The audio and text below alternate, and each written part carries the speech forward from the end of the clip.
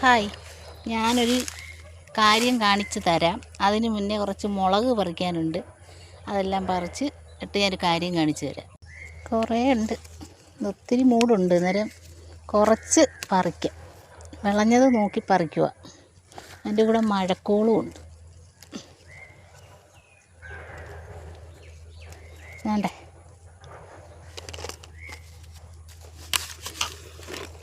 ഇത്രയും പറിച്ച്.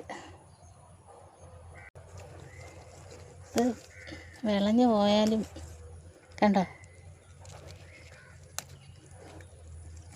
ഇത്രയും മുളകുണ്ട്.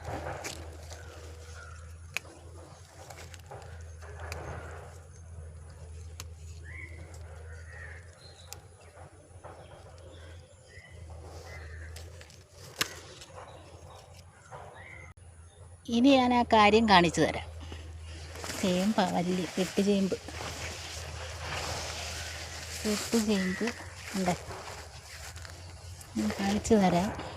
കണ്ടോ, ഇതെല്ലാം മാന്തി തിന്നേക്കുക. കണ്ടോ, ഭയങ്കര ശല്യമായിട്ട് വന്നേക്കുവാ പന്നി ശല്യം. മുറ്റത്തോട്ട് പോലും ഇറങ്ങാൻ പേടിയാണ്. അതിൻ്റെ കൂടെ ആണെങ്കിൽ ഇവിടെ സന്ധ്യ ആയിക്കഴിഞ്ഞാൽ കരണ്ടുമില്ല.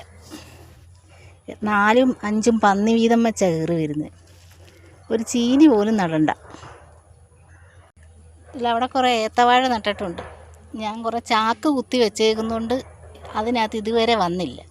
ഞാൻ ഇതുവരെ ഇവിടെ വന്ന് നോക്കിയണക്കെ ഒന്നും പന്നി വന്നില്ലായിരുന്നു. പക്ഷേ അതിൻ്റെ അപ്പുറത്ത് കിഴക്കേപ്പുറത്ത് മൊത്തവും കിളച്ച് മറിച്ചിട്ടേക്കുക. ഇനി ഇവിടെ ഈ വെട്ടുചേമ്പെല്ലാം നിൽക്കുന്നത് മിക്കവാറും ഇന്ന് തീരും ഇതിൻ്റെ കാര്യം. അപ്പോൾ ഇവിടെ കയറിയിട്ടുണ്ട്. ചാണാനിടുമ്പോഴാണ് ഇത് കൂടുതലും വരുന്നത്. ഞാൻ ചാണാനിട്ടിട്ടില്ല, ആട്ടുംകാട്ടമാണ് ഇട്ടേക്കുന്നത്. ചാണാനിട്ടേക്കുന്ന മൊത്തവും ഇത് തുരന്ന് നശിപ്പിച്ച് 4 വഴിക്കാക്കി ഇടും. ഭയങ്കര ശല്യം എന്ന് പറയാൻ ഭയങ്കര ശല്യമാണ്. പന്നിയുടെ ശല്യം കൊണ്ട് കൃഷി ചെയ്യുന്നില്ല ആരും ഇപ്പം. ഇവിടെ ഒരു തെങ്ങും തൈ നടണ്ടാതെ വലിച്ച് വിഴുത് കളയും.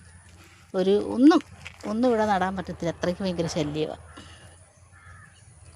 അപ്പം നിങ്ങൾക്ക് ഈ ശല്യമൊക്കെ ഉണ്ടോ? ഞങ്ങളിവിടെ കുറേ കാടാണ് ഇവിടെ മൊത്തം. അങ്ങോട്ട് കൊല്ലക്കാർ വാങ്ങിച്ചിട്ടേക്കുന്ന വസ്തുവാണ്. അത് മൊത്തം കാട് കയറി കിടക്കുക. അതുകൊണ്ട് പന്നിയുടെ ശല്യം.